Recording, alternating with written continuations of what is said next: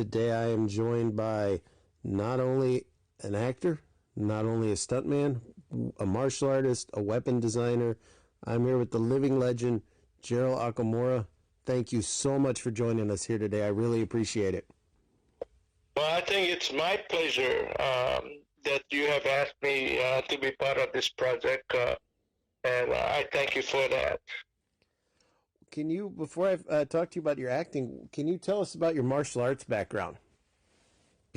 I started in judo when I was 13 in Hilo, Hawaii. Um, I think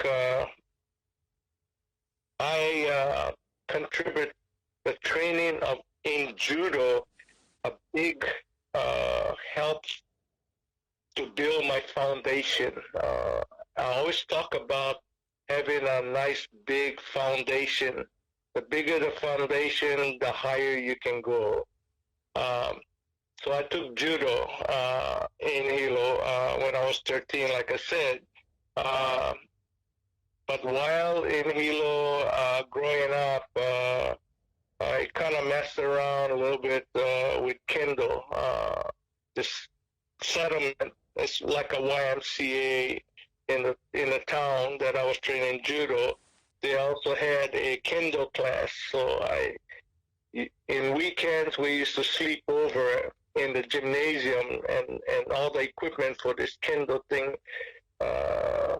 was stored there. So we would kind of mess around with the Kendo stuff, reading books on it, watching some TV kind of deal. So messed around with that, and along with all of that, when I was taking judo, we trained in the basement of a church, Hilo Honganji Church, in a city or town, if you want to call it, of Waikea in Hilo. But the basement was where I was practicing judo. And they also had a kind of secret type of training in Aikido. It was a closed session. For some reason, you had to go to the police station and get registered. Why, I don't know. So not everybody was allowed to watch them train. But training in judo at the church, we kind of knew how we could sneak around and get in and watch the classes in Aikido. So I got a little bit of that experience, I guess you might call it. And from there, it's almost years past. I got into the service, and towards the end of my 3 years in the army, I got orders to go to Korea. And Korea was a hardship tour, and it's only 13 months. So my last 13 months was in Korea. While I was there, the American base that I was stationed at also had a Taekwondo class. And so immediately I signed up for that class. So 12 months or so, I guess, I trained in Taekwondo in Korea. Getting discharged from the service, I came up to Los Angeles, California, and this is how I got involved with Kung Fu Sansu. Living at an apartment, and there's a guy that came to the door selling discount membership to this place called Merchandise Export or something like that. Anyway, discount. And when he came in, we were talking in the living room, he noticed I had a pair of sai on my wall. So the conversation kind of turned to martial arts, and well, he invited me. He says, "Hey, I know this guy. He has a school in El Monte, California, and uh, uh, I used to take from him. How about uh, going with me, and I'll introduce you to him." That's how I got started in Kung Fu Sansu, which I guess I can call my primary martial arts right now. Is that how you got into creating weapons like the hook swords and everything like that? Not well. The sign on my wall was the example or the start of uh, making weapons. Uh, let's see. Yeah, I'm not sure how to turn that off. Oh, it's okay. It's okay. Uh, so do I continue talking? Sure. Okay. Back in the days, the availability of martial art weapons was very limited. And I think the Sai was one of the weapons that was available at stores. Tungfa and a nunchuck, I think, might be the three that was kind of available.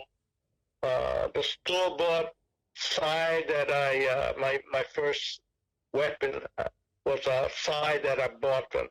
And they didn't have different sizes, and it didn't fit my hand. The prongs on the side was really too close for me to twirl the weapon.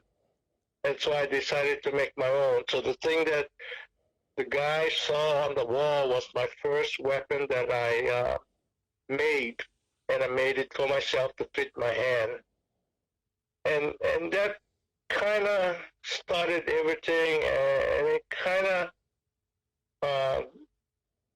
sparked my interest in different weapons. And the thing that comes to mind right off the bat was I like the ninja concept, the ninjutsu concept, Mm-hmm. the weapons that they make for themselves, the usage of it. And the thing is, with ninja weapons, you, they don't make it out of the best material. It's almost like the shuriken. Mm-hmm. It's not like the store bought. Real nice. You throw it, sticks on the wall. You go and get it back, right? Mm-hmm. The ninja is what you do. You throw the handful of stuff and you take off, man. You run for your life, right? Oh yeah. So you don't pick up the shuriken. So it could be junk metal, you know. So that kind of sparked my interest, and the concealment of the ninjutsu weapon kind of started my interest in, hey, maybe I can do this, maybe I can do that, and what do I want it for? That kind of deal. So that kind of, when even getting away from the martial art weapons, it's like, hey, a movie came up, maybe I can create something for the movie. You know, that kind of mindset for me at that time was like somebody said, do you design all this thing in your sleep? But that's how a lot of the involvement with making weapons started for me. Your most famous are the hook swords you created, correct? It's different in the sense of how can I say this? It is and it isn't. You know, it's some. I'm very proud of it with the design, because I kind of mix and match different weapons to create this hook sword. it's very showy for one. Uh, so I guess I can say it, but there's other smaller things that I felt that was kind of unique, and one of them is I call it a I call it a ninja pencil. I couldn't come up with names. Most of my most of my weapons, my smaller weapons, or even the bigger ones, I used to just call it my toys. It's just toys. So this piece of aluminum, it's on probably a 5/16 diameter aluminum. It's the length of a pencil. Uh, and I kind of tapered the front like you have the point of a pencil. I put an eraser on there, and I put a pencil clip on it, where you can kind of put it, in your pocket or whatever. But it's a takeoff on probably a Yawar stick, right? Mm-hmm. You know what the sticks are for, right? Yes. Yeah. So this is my concept of that type of weapon, and I kind of created some gestures for it, the fundamental usage of this. And the thing is, with a lot of my weapons, I try to find the fundamental usage of that particular weapon, but my background in Kung Fu San Soo carries me to do the rest of the whole picture with the weapon. So it just kind of went on and on, something like that. I always loved the ninja weapons. I mean, since I was a kid, the one that I'm actually the only ninja style weapon that I'm actually good at is the Kasuragama. But I always remembered in the ninja movies, the sickle was never exposed. You'd have to hit the button and it would shoot out, which was cooler. But I could never in my life find one like that. Well, that's funny because I created, and it's a big. It's not a small sickle. I had maybe the handle of the sickle must have been maybe 18 inches, 20 inches. Mm-hmm. Heavy handle, and I had a concealed switch blade of the sickle concealed in the handle, attached to a chain and weight. So it wasn't something maybe a ninja would carry. To me, it's somewhat like a samurai weapon, concealable, and I guess probably the best would be a show for a movie project or scene. You hold this big club up in your hand, you have the weights and all that, and all of a sudden as the enemy approaches, you flick out the blade, and the blade must be about 12 inches maybe. So it's kind of showy, but it goes back to using the fundamental basic gestures of that particular type of weapon. Shokasuke had all the real neat ones. I remember in Revenge of the Ninja, he had the staff that he turned into a bow and arrow. He had the switch sickle. He had the belt with the shuriken you could take off and throw. And I remember that was when I first really started getting into weapons, was because of that film, just all the neat stuff he had. Yeah, I kind of followed the ninja trend when all the movie stuff was happening. Along with I've made my own belt buckle that have shurikens in it. And nothing fancy, just the concept. And then later on, I found something similar to it at a martial arts store. So there's a lot of stuff that I'm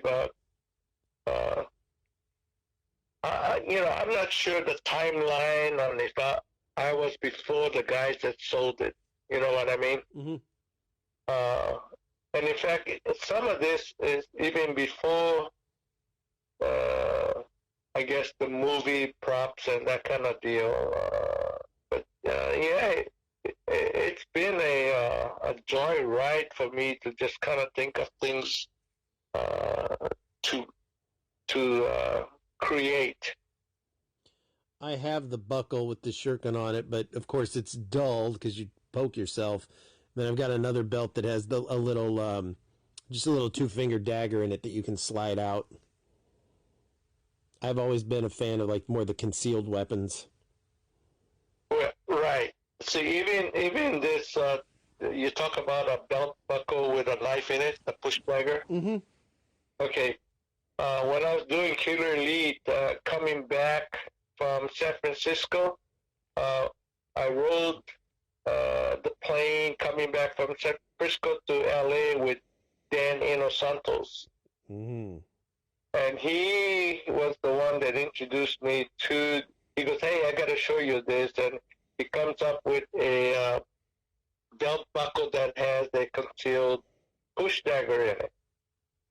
Okay, so from that idea, I came up with my own concept of a push dagger. And it's on the belt, but it's in the back. It's on my back, just above the cheek of my butt, on the belt. Mm-hmm. And the handle is, I had it made out of stainless steel, but so it's shiny, so it's more decorative type of push dagger. And the reason I made it out of stainless steel, in fact, I made it out of the full, I think it's 424-3 stainless steel, which is non-magnetic. I can get through airport security. Nice. I always say that now that everything is so restricted, but I used to have fun going through the airport with some of my weapons. And the 2 push daggers that I had was one of the funnest stuff. The guy goes, hey, what do you got in your belt? And at first I used to tuck in my shirt so it's very visible go through security. And I would tell them that's the design, like the cowboy belts, they got all kind of stuff on it. And I used to go through all the security. One other thing that I had going through security, I was doing a movie up in Oakland with Eric Lee, and I was taking a lot of my weapons there. But one of them that I would carry with me on the plane and going out of Burbank Airport was a walking stick. Mm-hmm. Okay, it's a straight stick. The only thing that I altered, I had a piece of bamboo. I split it, and I purchased in a mail order a blowgun. Okay. So I concealed this blowgun, and it's made out of aluminum tubing and that kind of deal.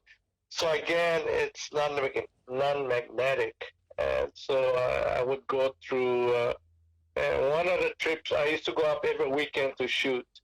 One of the trips, the guy stopped me and he says, "Oh, put this stuff on the shelf," and then walk through. And the guy says, "Oh, do you need your stick to walk?" And I said, "No, I'm okay. The short distance." He picked it up and he kind of looks through the end and he goes, "Hey, there's a hole in your stick." I said, "Oh, is that right?" And I just continued going. So I used to have fun going through that. I don't know what would have happened if they had called security. I might not talk to you now. Do you still sell your weapons at all? Nah, I'm kind of done with a lot of this stuff. What I've done with a lot of my collection was, let's see, who was first? I gave Jeff Imada a lot of my stuff, only because from being a stuntman, he became a stunt coordinator, and I told him, hey, if you need some stuff, some ideas, so I gave him a lot of stuff.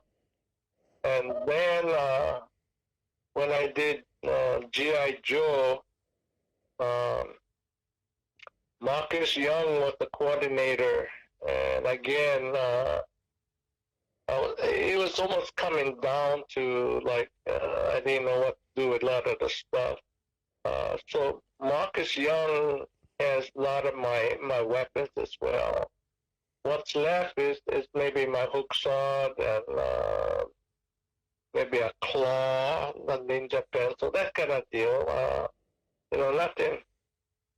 If somebody would have come up to me right now, because I've got interviews with a guy from Black Belt about all my weapons. He's from the East Coast, and it never developed anything, but he has it. There's a chance that he was telling me that maybe he can sell that product, like a weekly showing. But that's about where I'm at. Making and selling, I'm kind of out of it. Getting too old. Well, from all that, how did you get into acting? Well, again, I'm sharing, and it's a fun type story. I hope that it's entertaining. I started in the movie business by accident, training with Jimmy H. Wu in Kung Fu San Tzu at his El Monte school. The first year that Kung Fu was a TV series, Jimmy H. Wu got a call from the production that they wanted to use him in one of the episodes. And I go to training one night, and he says, hey, Gerald, I got this call from the TV show Kung Fu.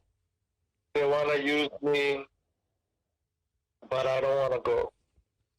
So he tells me, you go in my place.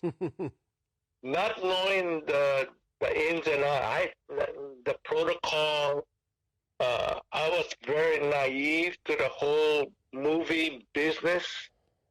So I didn't think anything. I said, yeah, okay, I'll go, not knowing that's not the way it's done. So I go in the next day, and I report there early in the morning, trying to find a production aide, production assistant to report in. And just so happened, I ran into the technical advisor at that time was David Chow, and I didn't know him personally, but I knew about him, and it was kind of the same way. He knew who I was, but we really didn't know each other. And I tried to explain the situation to him. Hey, Jimmy didn't want to come, and he sent me. I'm not sure if it's okay or not. Yeah, stick around, and that's how I got started, just by accident. And for me, it was like, okay, I'm on TV. That should be good enough for me. I wasn't thinking of a movie type career, but that's how everything started for me. And from TV, the next year, again, there's a little story behind it, but I went to interview for Killer Elite. Mm-hmm. So this started for Killer Elite in a big movie with Sam Peckinpah and some of the big names like James Caan. I think he just came off doing Godfather, I think. Anyway, one of my fellow students, we were both students at Jim H. Wu, both of us. He calls me up and he says to me, hey, Gerald, I want to borrow some of your weapons. I have this interview for this movie. And I says, there's no way I'm going to loan you my weapons, but where my weapons go, I go. If I can go to this interview with you, we can take my weapons. So we did. Took my weapons, went to the interview, Sam Peckinpah. So with little demonstration, and both of us got got the gig. But I went to that project as a non-SAG member. Okay. So we had to, going back to Kung Fu, I didn't know, but I went as a, what do you call it? I didn't have a SAG card, and I didn't know you needed a SAG card to work. But the first job that you have in SAG, you come under this, I can't think of the name, boy, where you can work in a SAG project. Okay. But working on the second SAG project, I had to go get a SAG card. So the whole deal was, back then, a lot of people in the industry, and with SAG, didn't have resume that said I'm a martial artist. Mainly the Asians had martial arts in their resume, but nobody else. So it was kind of easy for us to get into SAG at that time. But to make it even easier, we all got a letter from the non-SAG guy. We all got a letter from Sam Peckinpah that said he needed us on this project. So I go to SAG and I present the letter from Sam Peckinpah, and that's how I became a SAG member, as well as working the Project Killer Elite. You were in, this is probably a weird question. You were in a movie that I really liked it when I was a kid, not so much anymore. Charlie Chan and the Curse of the Dragon Queen. Was it, Well, back then, I know people didn't think of it, but did it bother you that you have Peter Ustinov playing Charlie Chan? Did stuff like that bother you? no, no, and yes and no. The thing is, to me, he played the part well. He even if he wasn't Chinese, Mm-hmm. I thought he fit the part well. The other thing is that I got aboard the project, Charlie Chan and the Curse of the Dragon Queen, after I did Octagon with Chuck Norris and Aaron Norris. Aaron Norris was the coordinator on Charlie Chan, and I was security on that project because the Asian community was protesting Peter Ustinov playing the part of Charlie Chan. So my primary function on the project was security guard around, well, cast and crew, I guess. It was a funny movie. I haven't seen it. I have it somewhere. I haven't seen it in, God, what would that be? Over 30 years now, I believe. Yeah, pretty close. The Octagon I've seen recently because one of my favorite martial artists, Richard Norton, was in that. So what was the Octagon like? You had just one of Chuck's first films, one of Norton's first U.S. films. That was a pretty big deal. Yeah, well, that was Richard's, I think, first American movie, if I'm not mistaken. That was the first time that I ever met Richard Norton on that project. He's one of my heroes. In super guy. I'm in super guy. Richard Norton is, well, not saying that Chuck isn't, I know Chuck from the competition at Long Beach and being a martial artist. But again, actually, working with Chuck, Octagon would have been the first time, and then meeting Aaron and that kind of deal. But it's these kind of projects that I kind of get to meet. And the funny thing is, I've always looked up to a lot of this guy. Not saying more like Richard Norton. I met Richard. I knew he was a martial artist. But a lot of these guys, even like El Leon and Jim, I see them in magazines. I see them in tournaments and stuff. So I used to always look up to these people. I used to be very envious uh, of their martial art skills. It's almost like a kid in a candy store. I'm telling you. Oh, I know exactly what you mean. Yeah, for me, it was a really big deal working on different projects and meeting people. Charlie Chan, the funny part, Michelle Pfeiffer. Mm-hmm. I think that's how you pronounce her name. That was one of her very first films. Well, she came off doing Grease too, right? Yeah. Yeah. Anyway, she comes in as a very naive person, right? and part of our job is securing cast and crew. So one night we're shooting at Fifth and Main. Are you familiar with Fifth and Main in Los Angeles? I'm not. Okay. Fifth and Main is where all the druggies and the homeless and okay. I mean bad.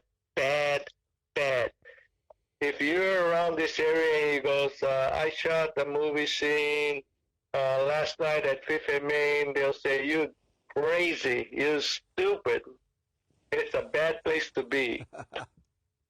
So anyway, we're shooting this one night at Fifth and Main, and it all starts with Peter Ustinov. Peter Ustinov walking on the sidewalk, doing his thing, and he finishes his scene, and this one young kid, young, and I want to say maybe early 20s, drunk. I don't think he was on drugs, but I know he was drunk. And he comes right up to Peter Ustinov, almost nose to nose. He was shorter than Peter. So right away, I got to jump in and do something. I'm confronting this guy, and I got Peter Ustinov in the back of me. I'm facing this guy. I'm trying to tell him nicely, hey, bub up, this is the movie shoot. Mm-hmm. And the AD on his walkie-talkie called, in fact, that night, Teddy Tabura, another martial artist, you must know. Yes. Yes. He's gone now, but Teddy and I was doing the security job with another guy. So the three of us was doing security. The AD calls Teddy on his walkie-talkie, and he goes, hey, Teddy, I think Gerald needs some help. I can hear the conversation. You gotta be kidding. Don't need help.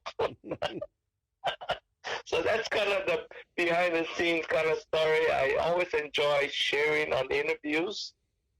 The other thing is with Michelle Pfeiffer, when we go back to Michelle Pfeiffer, she does her scene, another scene, and at the end she walks right off out of frame into the crowd. Now I gotta go chase after her. She decides to go to there's an arcade at the end. Mm-hmm. That place is filled with druggies and young people, but drunken and druggies. And she goes in there and they just point on her. And I'm saying, Michelle, I don't think we belong here. No. And like the end, it's just one of these deals, man. You gotta shy them away and protect the actors. So that's kind of stories that I love to share on some of these big stars. They start off very small, very naive of a lot of the situation that's going on. Have no care in the world. They know they're not going to get hurt, I guess. So that's kind of some of the stories I love to share with you. Well, I have to ask you, and it's been talked to death, so I'll ask you only one. Big Trouble in Little China, a cult classic. You told me off the air, but I'd like to get it on the air. Why is it that a master of weaponry as yourself used 2 gold pistols? I asked myself the same question. The way everything started is like a cattle call, right? Mm-hmm. For an interview for John Carpenter. I mean, it was like a cattle call. All the martial arts guys was there. So I took one of my students, took some of my weapons, along with some of my oddball weapons that maybe you wouldn't consider martial art. And we go and I perform for John, doing my hand-to-hand, threw my student around. Usually most of the demonstration, I guess, there's no mats. We were in like a hall, wooden floors, and we train at my school. There's a cement slab with carpets on it. There was really no padding. So for me to throw this student around wasn't really a big deal. He wasn't getting hurt. He knew how to fall and all that kind of stuff. So we do our stuff. And I had a chance just to kind of show some of the oddball type of weapons to John. And naturally, thank you, and I go home. And he, that night I got a call from one of the coordinators, and they said, hey, we want to use you on this project. I want you to go to the prop shop tomorrow, and they'll assign you your weapon. I'm flying high now, right? So next day I go there, and the big deal is that I can drive onto the lot. You know how they really restrict you from driving on the lot? Mm-hmm. You need like a pass, your name got to be at the gate, that kind of deal. Mm-hmm. And for me, it was like, man, my name's on that clipboard. So that's a big deal for me. Anyway, getting back to this, how I got my weapon. I go to the prop shop, I introduce, and they goes, yeah, we know who you are. And the guy comes out with 2 gold-plated pistols, pearl handle. And I look at this guy, and I thought it was a joke at first. Mm-hmm. And he says, no, this is what John wants you to have as your weapon. And I said, oh, okay, I want to be in this movie. So, thing. And they follow up with, say, we want to see if the holsters fit you. Yeah, and because it's two guns and that kind of deal, it's almost like the belt has to fit you, right? Mm-hmm. Not too much room for adjustment. But I said, okay, thank you. This is it. They go, oh, wait a minute. John also wants you to have 2 bandoleros. And I kind of look at this guys, and I said, yeah, okay, if that's what John wants, I'm not going to argue the point. I want to be in this movie. And then they come out with this bandoleros, and I look at it, and I didn't say anything, but I looked at it, and the bullets doesn't fit a 6-shooter. Yeah, you're familiar with that, right? In the movie. And so that was right off the bat, that was a joke for me. Now, getting back to your question as far as why, if you remember the kind of the history behind Big Trouble in Little China, the script was written for a Western. Mm-hmm. Yeah, you're familiar with that, I right? am. Yeah, he was like supposed to like be, instead of a missing semi, he was looking for a horse and all kinds of stuff. Yeah, it was a really weird original script. Right. So, you know, at that time, I didn't think nothing. You give me anything you want. You know, I I want to be in this project. So, you know, besides the six shooters, remember they gave me two big uh, Chinese hatchet. Mm-hmm. Okay, so my thing is, okay, you know, uh, I'll go with whatever you want. And in those days, like I said, I was very naive to the business. Mm-hmm. I never asked a lot of questions. Why? You want to give me two six shooters? Thank you. You know, Yep. I'll be in the project. And later on, I found out that the storyline was supposed to be a western. And I'm thinking, you know, later I'm thinking, hey, wait a minute. I guess I'm the only western character in this whole martial art group, right? Yes, the others all had swords. Well, they had guns too. Remember, they had all kind of guns. Oh yeah, yeah, in the big alley shootout. Yeah. Yeah. So it's like, okay, but they all had, I guess, Oriental type wardrobe. I had the two pistols with me, and I had this bandolier. That was my wardrobe for the whole shoot. Why? I don't know. And part of it was kind of disadvantage because you've been sitting waiting to do whatever needed to be done.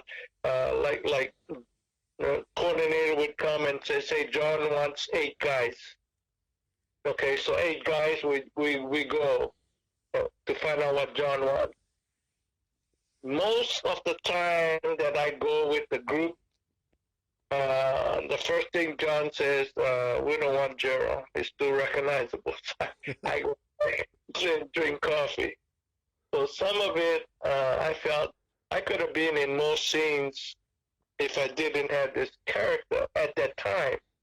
Not knowing that this character is still alive today. I mean, the movie is still alive today. My character is still alive today. You know, Mm-hmm. so man, I gotta thank John for giving me this character. Now then, you were in my opinion, the Ultimate Man movie that made me start getting tattooed. Showdown in Little Tokyo. One of the greatest movies of all time, in my opinion. Well, again, you know that my friends were all in it, right? Mm-hmm. A lot of Asian martial art guys, stunt guys, or whatever. And even that, I want to share with another funny story with you. I went to the audition for the part of the torturer. Mm-hmm.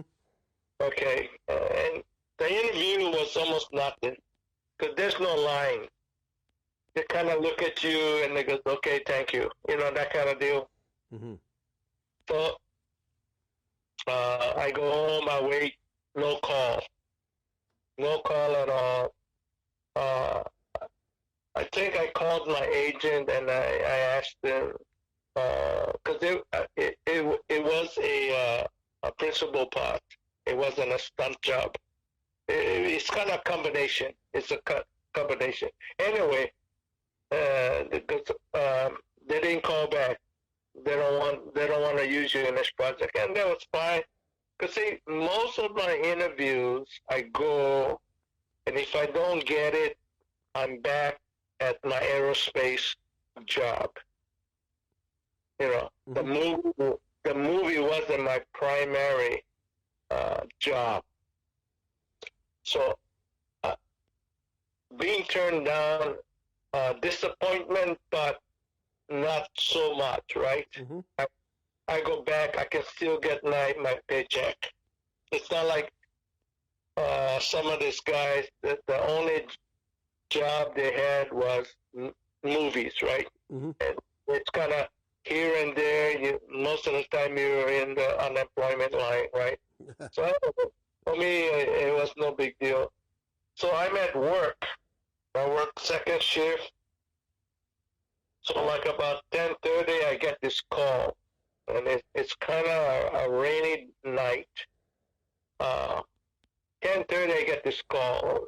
The casting director says, "Hey, we might need you for the shoot. Are you interested?" And I said, "What's the deal?"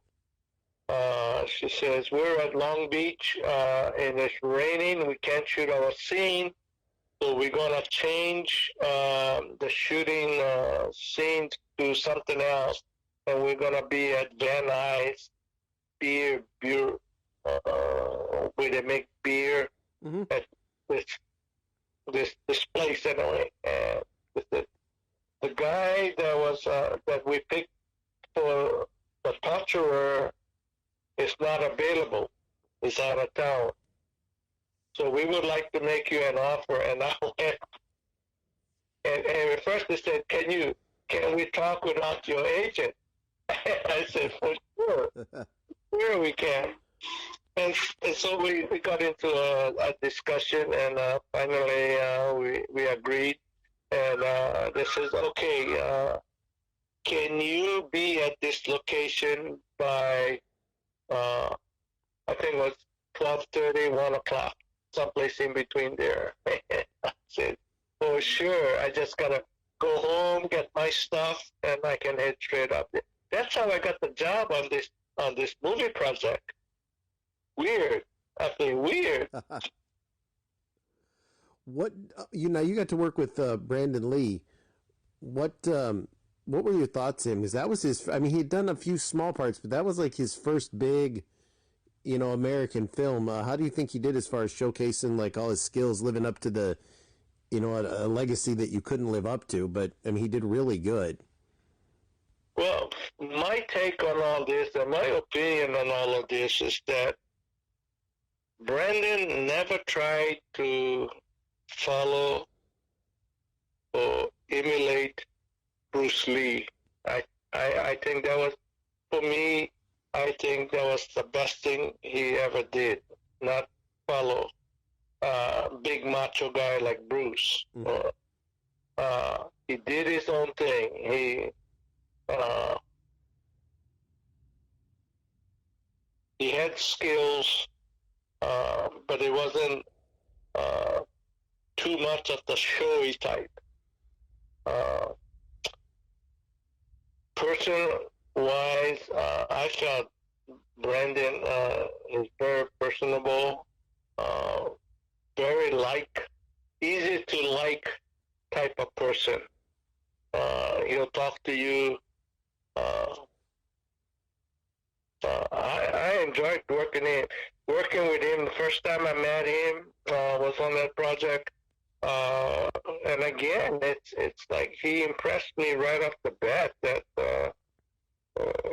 I guess you might call it he belonged there. Mm-hmm. And the production, I think, had a little worries, and that's why they had Dolph Lundgren work with him in this project. He moves great. Right? Just to help carry the movie, right? Mm-hmm. He does not fight like a guy his size. No.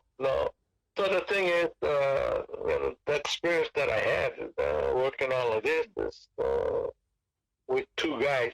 First time I met Bob, first time I met Brandon, that kind of deal. For me, it was very entertaining. You worked with Brandon again on Rapid Fire, correct? Yes. Again, that was a legitimate. The guy calls me up and says, "Hey, we need a stunt guy," and that was the deal. The best part about the whole thing is that I had a scene fighting Brandon away from Showdown in Little Tokyo because I had some interaction with Brendan and Dolph, right, on that torture rack, right? So I had a scene with Brendan, and that I think was the most precious thing working on Showdown in Little Tokyo. And again, he's really easy to work with. No chip on your shoulder type of guy. Very personable.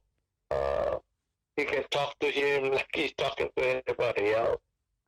But again, getting back to rapid fire, I had a chance. So I'm glad working 2 projects with Brendan Lee. I had scenes with him. But there's times when you don't work with the main star, right? So yeah, both projects I had scenes with Brendan Lee, so that made it really nice. Let me ask you. I've never asked anyone this. I'm going to ask you. I'm going to have to answer it. When he passed away on the set of The Crow, when they had one of the prop guns that didn't have all the powder taken out of the bullet, there were a lot of people, and I remember there was like a Current Affair and Inside Edition, and they did all this stuff, and a lot of people thought he was murdered by like the Chinese mafia and all this for things his dad did. Did you ever believe any of that, or did you just think it was just a simple accident on set, just a tragic accident? Well, I wouldn't say simple, but I thought it was an accidental event situation. And the reason for that is I never followed up real close on how everything started, how everything ended. Well, we know how it ended, but like I said, it's for me anyway, inconclusive. When I was in the military, firing a rifle blanks, I know that there's a wad that comes out from the blank shell. And they showed us that if you point a rifle at a fatigue uniform, it'll penetrate the fatigue. So I know there is some kind of projectile that comes out from a blank cartridge when they fire the gun. So you can go back to question how did Bruce Lee die? There's a lot of stories there. And I guess because it was in Hong Kong, not too many people, the word I want to use is probably sued, right? Correct. Yeah, the American project with Brandon, I guess, the first thing that comes out is a suit, right? Trying to reprimand the people involved. But I really don't have a take on it. The only thing that I volunteer opinion on is that he went too early. Yes. When and how it happened, it's a done deal. But I thought that his personality and his charisma, he would have gone a long way. He would have been an entertaining martial art action star. Without a doubt. Yes. And that's probably my only take on this, Corey. I have to ask you, one of my favorite movies you had a small part in was, no one talks about it, Shoot Fighter, Fight to the Death. Shoot. What was it like being there with Bolo? I mean, I've heard Bolo's the nicest guy, but Bolo's the most frightening guy you'll ever see, too. Well, see again, a lot of this, different people have different opinions for different events, different timeline. You follow what I'm trying to lead up to? I do. You have your opinion, I have mine. Your opinion might be for a particular event that you were there, a little bit what you see on the screen. Yes, very menacing looking. Yes. Chinese Hercules. Yes. I mean, he was built. And then from watching Enter the Dragon, I mean, it's like, man, who's going to challenge this guy? That kind of deal. My experience is a little bit pluses and minuses. And I'll start with the pluses. I was very honored to meet him. That was the first time I met him on the set. He had an interpreter that I didn't have much conversation with him, just in between takes, I guess. But he seemed very quiet, and I'm not sure it's because he had to use an interpreter. Sometimes you get caught in between the interpretation of the question and the answers.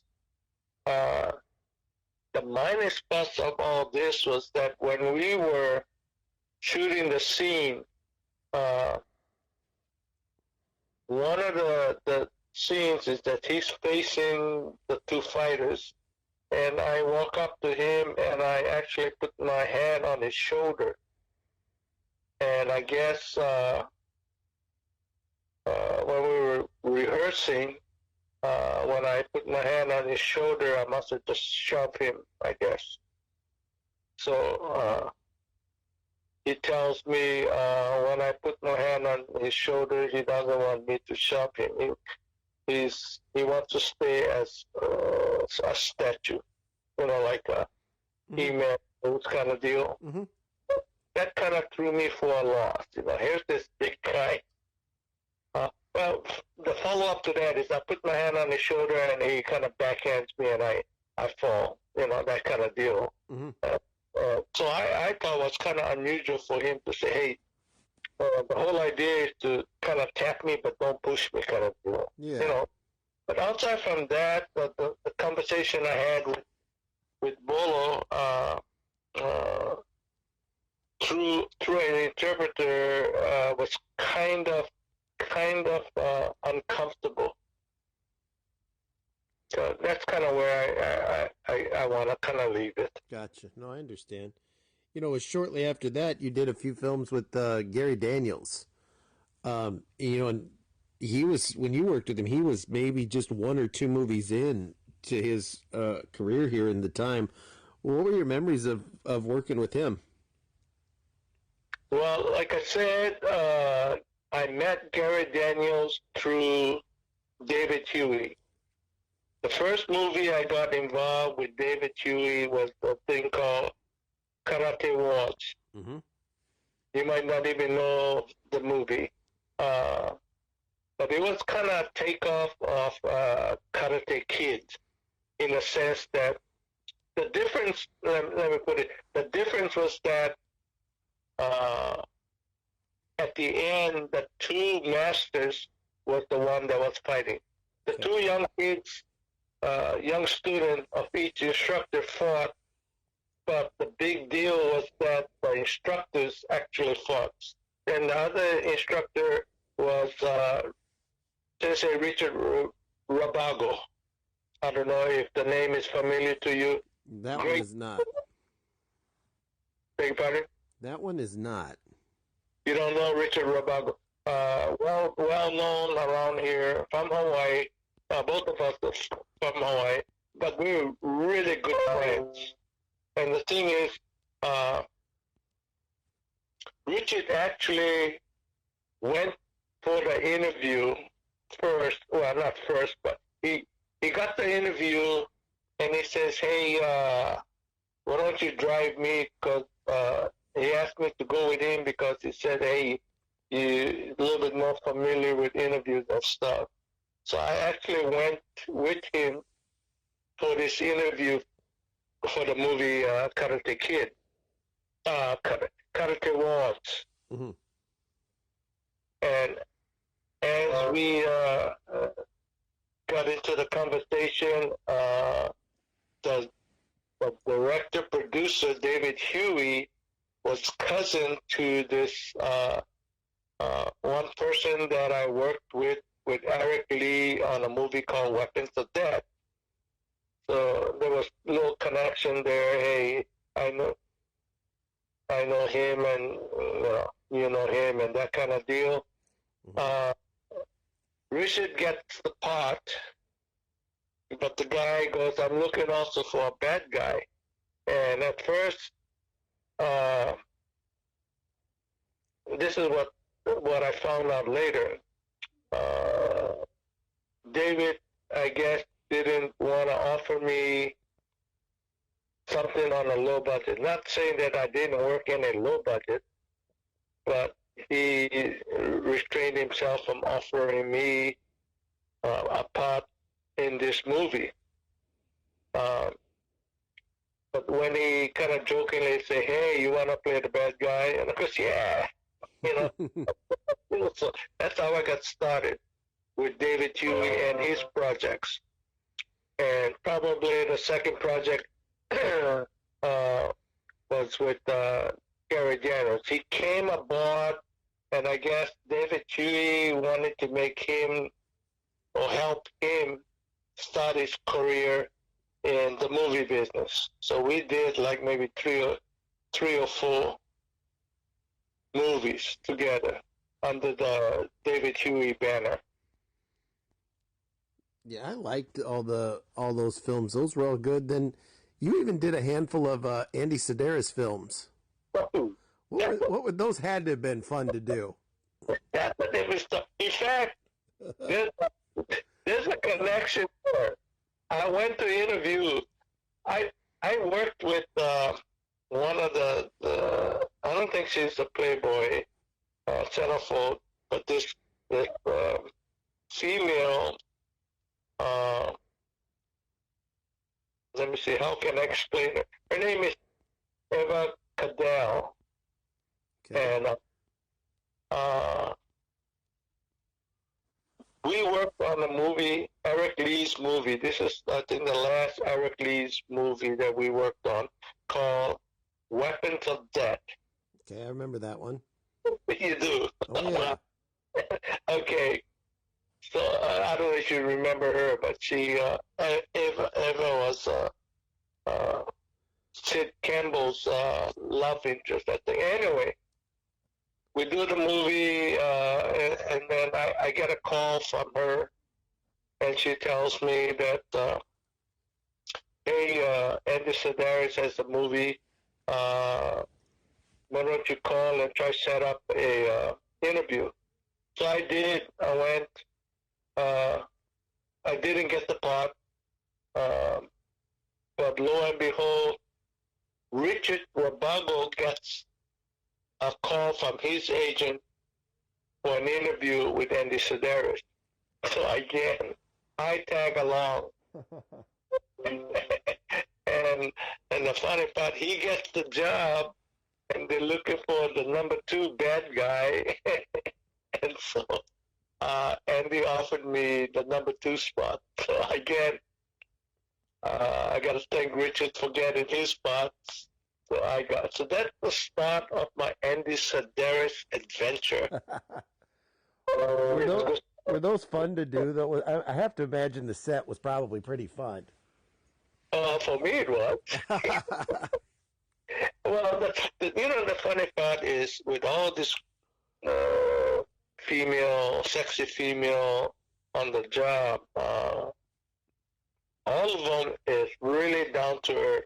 easy to talk to, no, no chip on their shoulder kind of deal. You know, I'm the big star kind of deal. Yeah. Easy to work with. So Fit to Kill was the first, and Richard and I were kind of like the bad guys. So we were like stunt, kind of low on the credit kind of deal. But that's how I got started. That's the first time I met Julie Strain.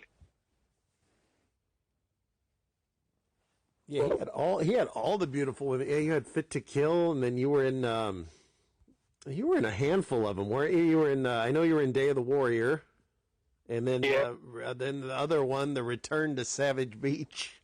Yeah, but before that, the second one I did, I think, was called The Dallas Connection. Oh, okay, yep, I remember that one.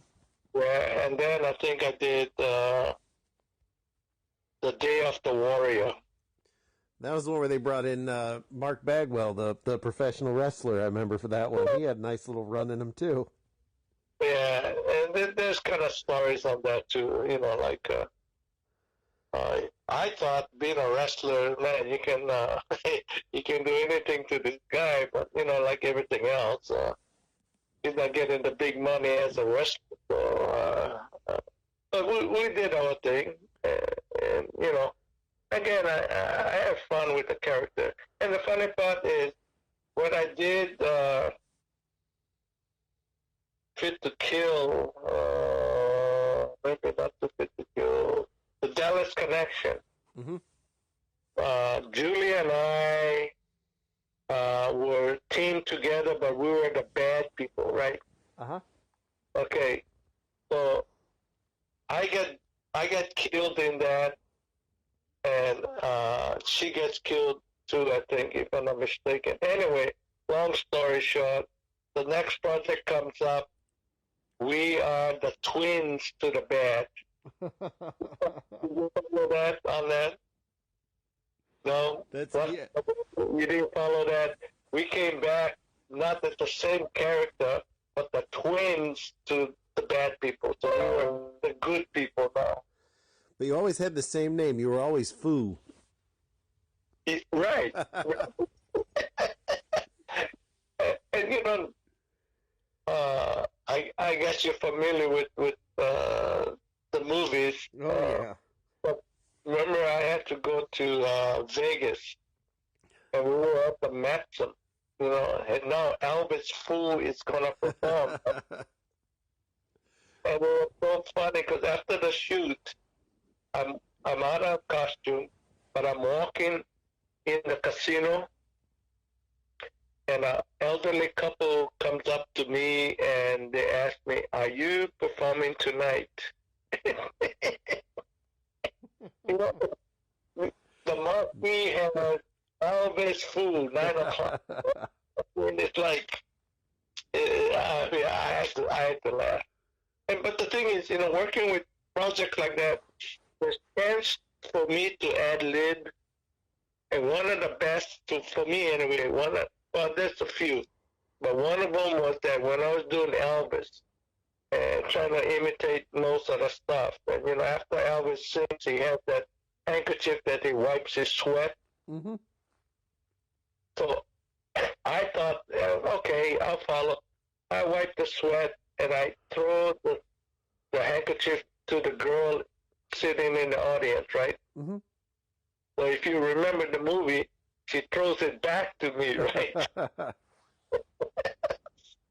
So that kind of stuff is kind of enjoyable working on that kind of project. You can throw in your own idea. You don't act as much anymore in the films. Do you have any advice for people that are trying to get started in like the business now, doing action films or stunt work? Well, number one, the production that was available back when I was doing it in the 80s and 90s, they had a lot of production that was shooting like 15, 17 movies a year. Mm-hmm. You know, like all the Don Wilson stuff. I cannot think of the production company now. PM Entertainment. They were doing all the Don Wilson stuff, like 15, 17 projects a year. Mm-hmm. And then I got hooked up on another, I think it's AIP, I think, Action International Pictures, I think. Mm-hmm. I did Time Burst.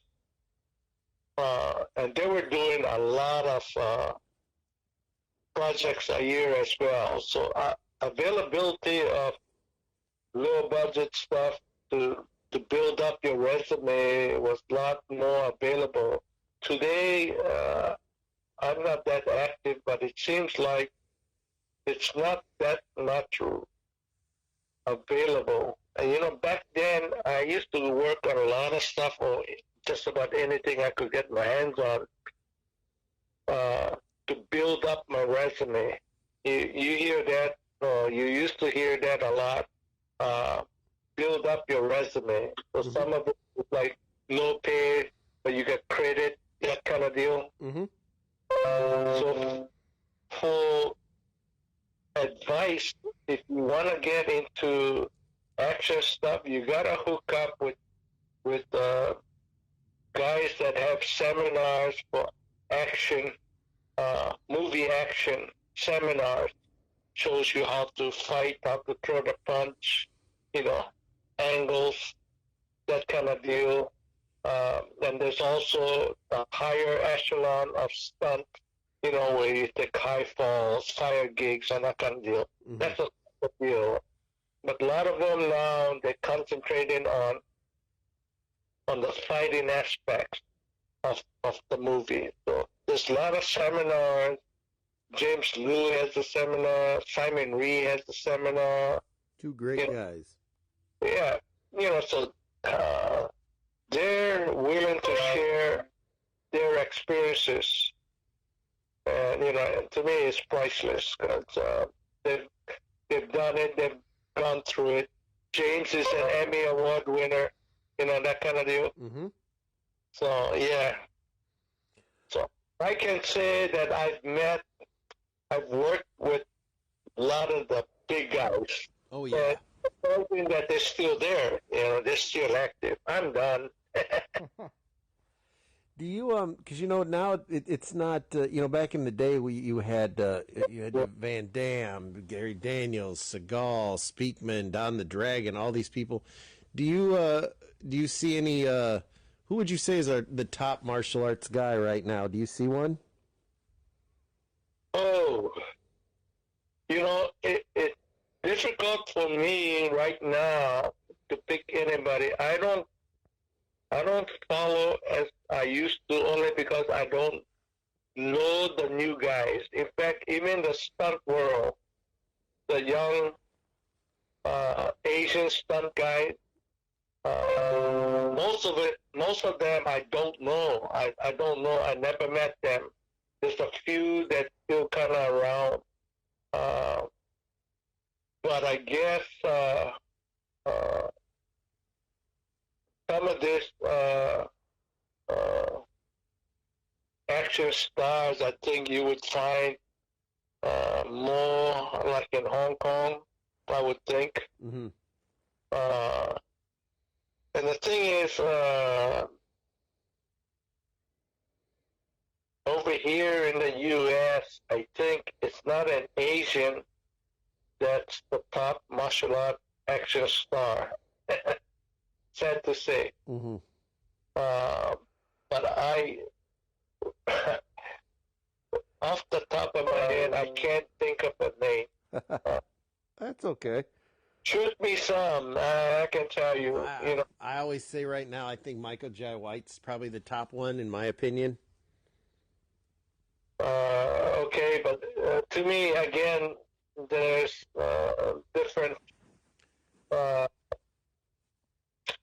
qualifications, I think. Even back in the day, you never heard of much of wire gigs. I can remember doing a clothesline and the guy just falls back. He kicks up his leg and he falls down. Mm-hmm. Hey, when you do a clothesline, the guy does a double flip, right? Yes. The ability of the stunt people is extraordinary right now. They're so talented. I mean, yeah, they can make you look good. And the thing is, like the saying goes, you as a stunt person have to sell the gig. Mm-hmm. You gotta make the actor look good. That number one priority, right? Oh yeah. So yeah, so even when I used to do demos, at different events, I used to make sure that the guy that I'm partner with, he better make me look good, because if not, I'm going to do it for real. You know what I mean? Oh yeah. I'm going to flip you, and you got no choice but to slam on the. But if you can make me look good, I don't have to put the pressure on your arm. That kind of deal. I mean, that goes through my mind, and I think I take that into working on movie projects. I gotta make the guy that I'm fighting look good. Oh yeah. So that's kind of the whole world. You still have, millions of fans out there. Where can they find you online? Do you have like any websites or Facebook or Twitter pages? Oh man, I'm glad you asked that, because Facebook is just unbelievable. I have a staff that helps me get things on Facebook, Instagram, that kind of deal. Mm-hmm. I have and it's, if they look up Gerald Okamura Facebook, I mean, they can get on there. Or you want to be a friend and you catch all my stuff. But again, getting back with all of this is that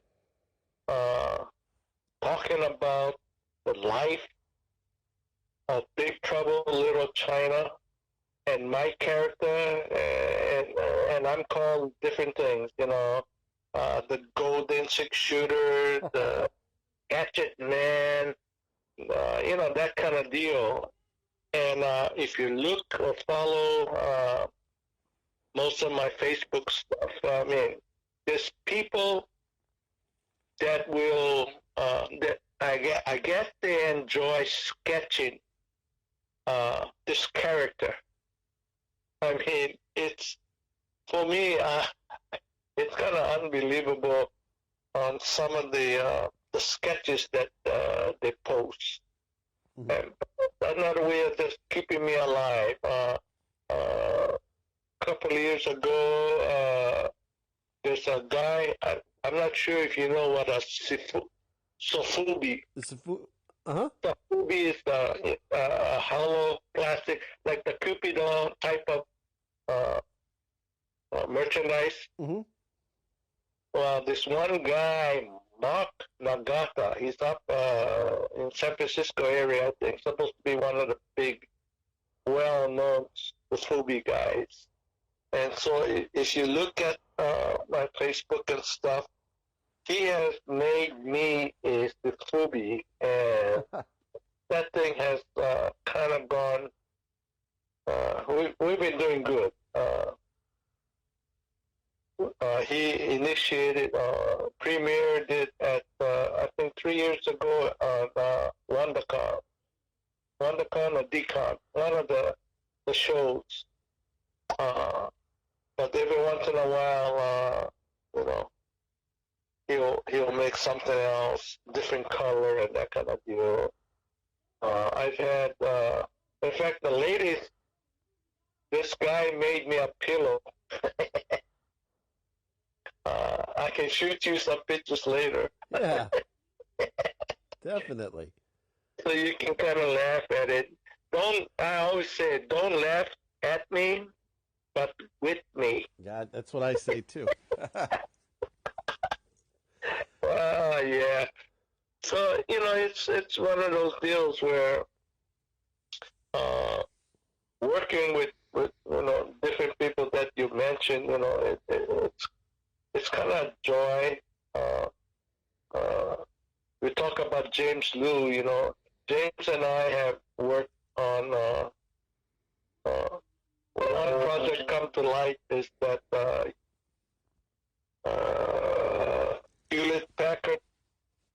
Hewlett Packard commercial. Mm-hmm. You familiar with that? I am. I laugh all the time. James and I always kind of joke each other when we at the studios at Wardrobe. Mm-hmm. We're always joking that who gets the darker uniform or the outfit. And so here's this project, and I'm there before everybody else, and Wardrobe says to me, "We have a nice gown, full length, and that's gonna be your outfit." And so I'm in the trailer, and I see all this different type of wardrobe, right? Mm-hmm. And I see this pink tutu, right? You know what I'm talking about, right? I do. Oh yeah. Yeah.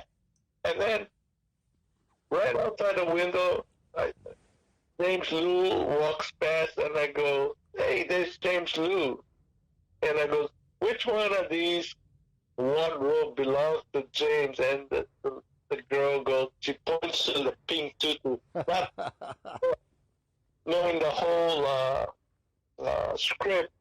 But every one of them had to go in all the different uniforms, right? The Mm-hmm. different wardrobe.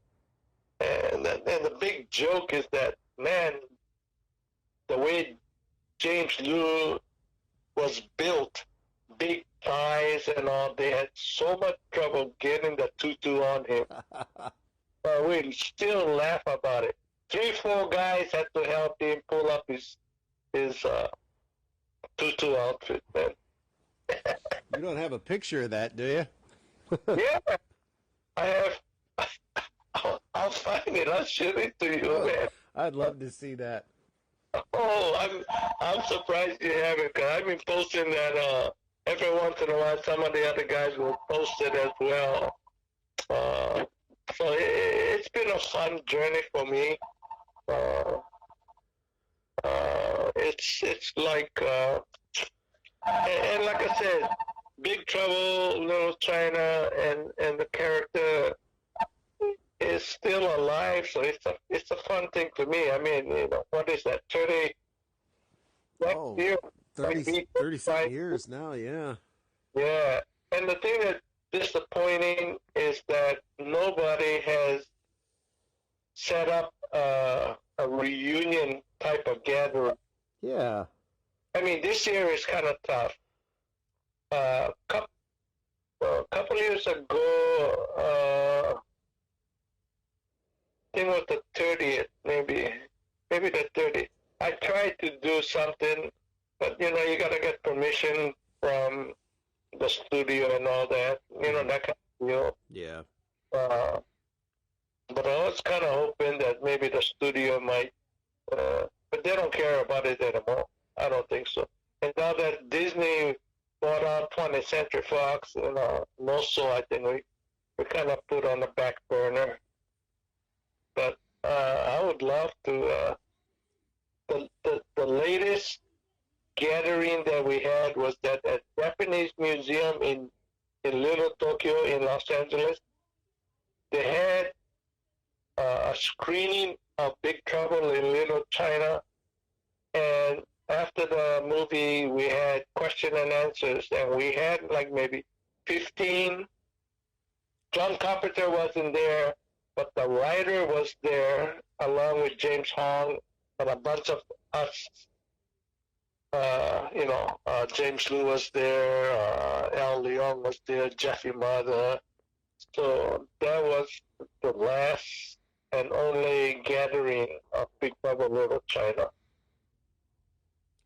Well, I can't thank you enough for joining us here today. I would love to have you back again one day just to simply talk about weapons for a few hours. Oh, Corey, you can call me anytime. I have.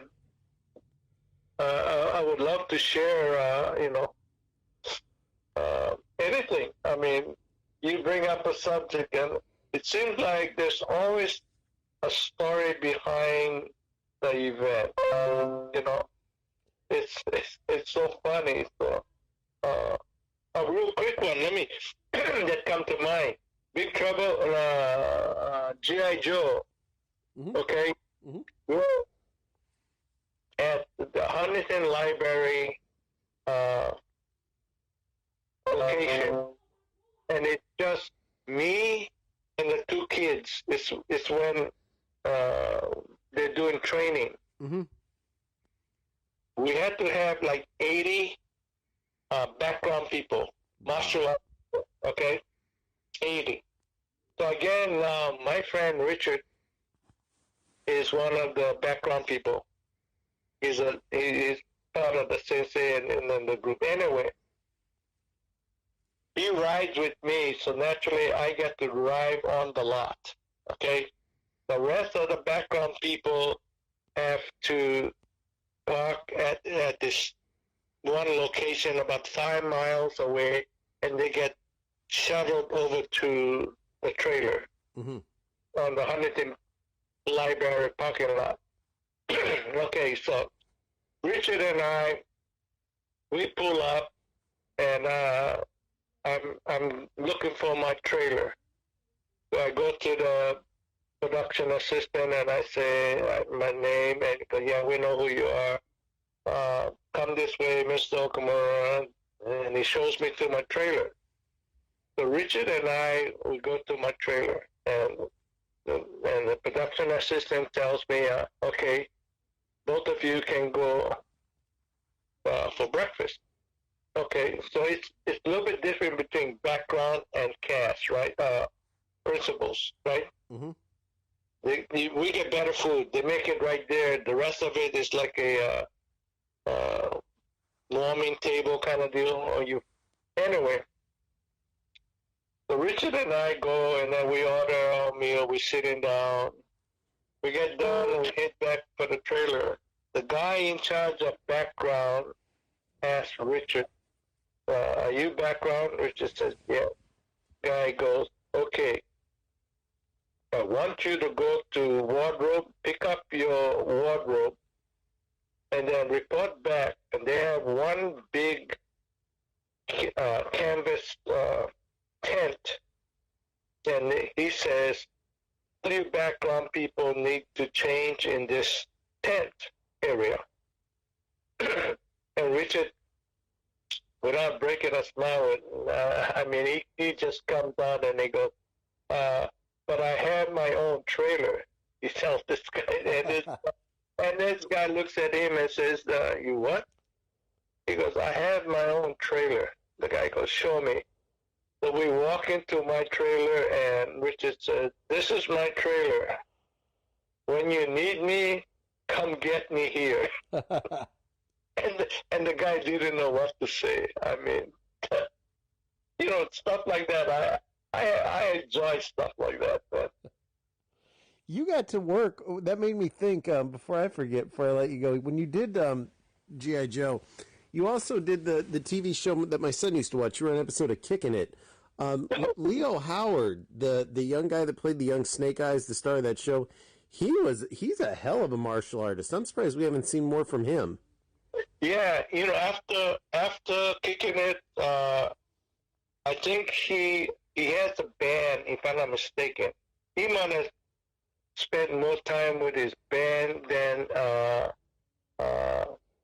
pursue an acting career, I think. I'm not sure. But there's a story to that too. I met Brandon Soho and Leo Howard at not an interview, but we were meeting with the director. So both kids came with their mother. Okay. Mm-hmm. So this is my first meeting the people. Okay, so we get out to that, and we do the movie. fine. Okay, we're done.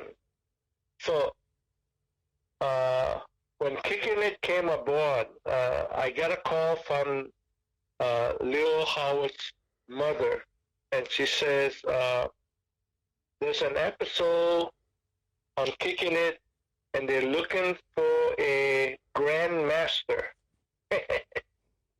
And she says, she told the producer and the director that she knows of a actor grandmaster. Okay, so she submits my picture.